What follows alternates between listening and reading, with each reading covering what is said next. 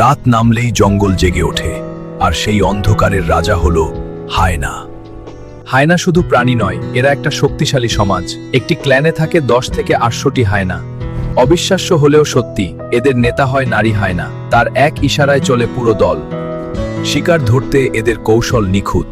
এক দল ক্লান্ত করে, অন্য দল রাস্তা কেটে দেয়। অনেকে ভাবে হায়না নাকি শুধু মৃতদেহ খায়, আসলে তাদের খাবারের 125% তারা নিজেদের শিকার। তাদের কামড়ের শক্তি 100 PSI, হাড় পর্যন্ত গুঁড়ো করে ফেলে। হায়না কোনো খাবার নষ্ট করে না, হাড় চামড়া সব শেষ করে দেয়। পরিবারের প্রতি তাদের নিবেদন অদ্ভুত। বাচ্চারা মায়ের সাথে থাকে প্রায় 2 বছর।